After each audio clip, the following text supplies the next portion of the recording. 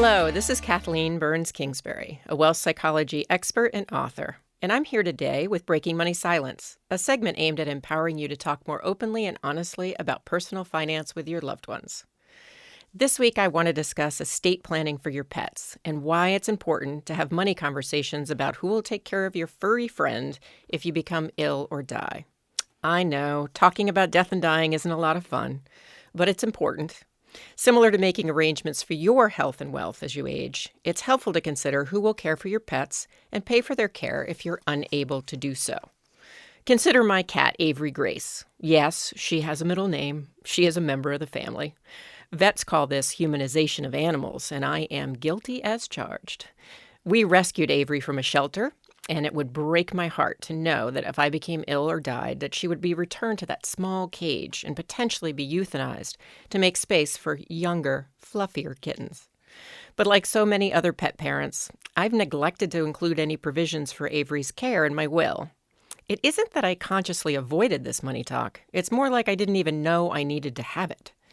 Can you identify? Or maybe I'm just a bad pet mom. My curiosity led me to break money silence with my friends, my vet, and my estate attorney. And here's what I discovered. Less than 40% of dog and cat owners have named a pet caretaker upon their death. And only 12% of these owners have made financial provisions in their will. According to the legal world, pets are property. I know, I don't think of Avery as property, but pets are property, so they can't inherit money. But you can assign a guardian and set aside funds to cover the cost of their care after your death. Most of my friends who love their pets have not broken money silence when it comes to pets and estate planning. But many of them feel bad that they have not addressed this issue, and my curiosity actually helped spark this money talk in their family. Okay, so if you want to start discussing pets and estate planning and making arrangements for Fido or Fifi, should you be unable to care for them for the rest of their lives, here are a few questions to consider and to get the conversation started. Number 1, who will be willing to take care of your pet? This one was hard. I have many friends who are very fond of Avery, but not all of them would be willing or interested in having her as a permanent boarder. I have a short list of people I plan to ask, and my hope is that 1 or 2 of them will agree. The second question is, how much do you need to financially set aside for your pet's care?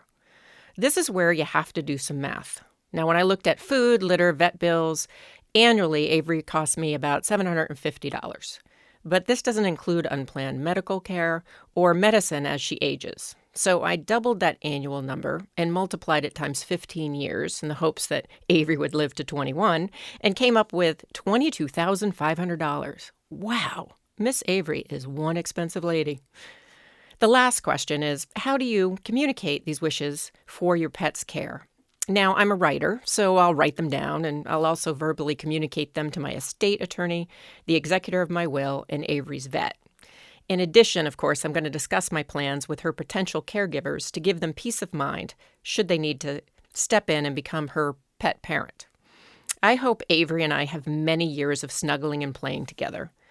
But unlike Avery, who has 9 lives, I only have 1.